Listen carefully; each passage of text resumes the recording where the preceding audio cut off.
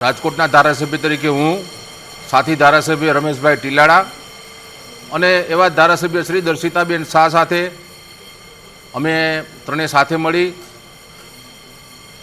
ગૃહ રાજ્યમંત્રી શ્રી હર્ષભાઈ સંઘવીને રજૂઆત કરી અને એમણે પણ અમને ખાતરી આપી છે કે કોઈ પણ પ્રકારના દંડ દ્વારા આપણે લોકોને હેલ્મેટ પહેરતા નથી કરવા, લોકોમાં જાગૃતતા આવે અને આજ સવારથી જ લોકોને ફૂલ આપીને પુષ્પ આપીને એક અવેરનેસના ભાગરૂપે આ અભિયાન ચાલુ કર્યું છે.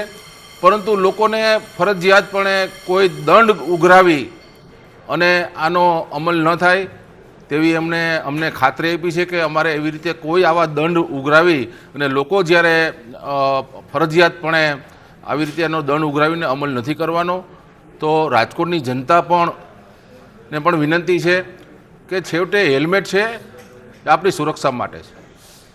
એના દંડથી કોઈ સરકારને કોઈ એવી આવક કે કોઈ આવક માટેનું એ માધ્યમ નથી, પરંતુ સમગ્ર દેશમાં હેલ્મેટ એક સુરક્ષાનું માધ્યમ છે.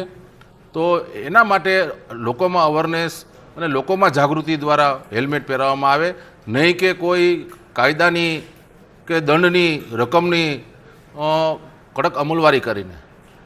તો માનનીય ગૃહ રાજ્યમંત્રી શ્રી હર્ષભાઈએ અમને આશ્વાસન આપ્યું છે કે રાજકોટની જનતા સાથે સરકાર સાથે છે અને કોઈ પણ પ્રકારના ફરજિયાતપણે અત્યારે કોઈ એવી વસ્તુ નહીં કરવામાં આવે કે લોકો હેરાન થાય, પરંતુ ભવિષ્યમાં પણ લોકોમાં જાગૃતિ ફેલાવી અને લોકોને અવેરનેસથી સમજાવી અને લોકો હેલ્મેટ પહેરે એના માટેના પ્રયત્ન કરવામાં આવશે. ક્યાં સુધી દંડ છે તે નહીં વસૂલાય? કોઈ સમય અવધિ આપી છે?